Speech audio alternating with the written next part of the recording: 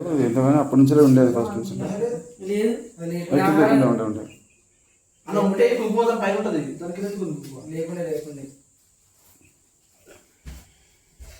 దీంట్లో పడేసిరా ఇది కావాలని ఇట్లా కాలబెట్టి పడేసారు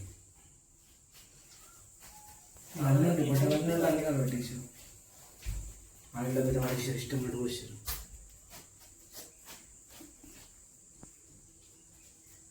ఐదాన్లో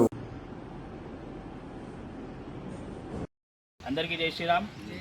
ఈరోజు మెదక్ పట్టణంలోని పంచముఖి హనుమాన్ దేవాలయ ప్రాంగణంలో ఉన్న అమ్మవారి విగ్రహంపై దుండగులు హిందువుల దేవాలయాలను చూస్తే విషం చిమ్ముతూ కావాలని చెప్పేసి ఉద్దేశపూర్వకంగా అమ్మవారి ముఖంపై మంటలతో అమ్మవారి బట్టలని వేసి మంటలతో అమ్మవారి ముఖాన్ని మొత్తం విగ్రహానికి కాల్చేయడం జరిగింది.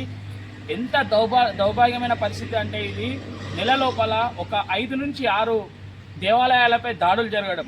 గతంలో మనం తెలిసిందే మంబోజ్పల్లిలో హనుమాన్ దేవాలయంపై ఒక మతోన్మాది మూత్ర విసర్జన చేయడం, తర్వాత హౌస్లపల్లిలో విగ్రహాల ధ్వంసం, తర్వాత గాంధీనగర్లో విగ్రహాలను ధ్వంసం చేసి అక్కడ మూత్ర విసర్జన చేయడం, ఇప్పుడు మళ్ళా ఈరోజు ఇలా చేయడం, మంటలతో అమ్మవారి వస్త్రాలను మొత్తం మంటలో కాల్చేయడం జరిగింది.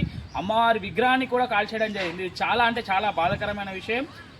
ప్రభుత్వం ఉండంగా ఎందుకు ఇలాంటివి జరుగుతున్నాయి? రక్షణ కల్పిస్తలేదు దేవాలయాలకి. హిందువులు అంటే ఎందుకు ఇంత చిన్న చూపు? హిందూ దేవాలయాలంటే ఎందుకు ఇంత చిన్న చూపు? పోలీసు వాళ్ళు ఏం చేస్తున్నారు?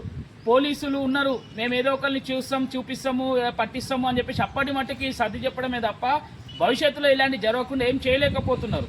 ఇది చాలా బాధాకరమైన విషయం. హిందూ దేవాలయాలను ధ్వంసం చేస్తూ హిందువుల మనోభావాలు దెబ్బతీసేలా ఇదే విధంగా చేస్తే రేపు పొద్దున మేము చాలా పెద్ద ఎత్తున ఉద్యమిస్తాం. డిఎస్పీ గారి హామీ మీదన 2 రోజుల్లో ఎవరైతే ఉన్నారో వాళ్ళని పట్టుకుంటాము, వాళ్ళపై కేసు చేస్తామని చెప్పేసి డిఎస్పీ గారు మాకు హామీ ఇవ్వడం జరిగింది. ఈ 2 రోజులు మేము వేచి చూసి 2 రోజుల తర్వాత పెద్ద ఎత్తున నిరసన కార్యక్రమాలు మెదక్లో చేస్తామని చెప్పేసి తెలియజేస్తూ జై శ్రీరామ్.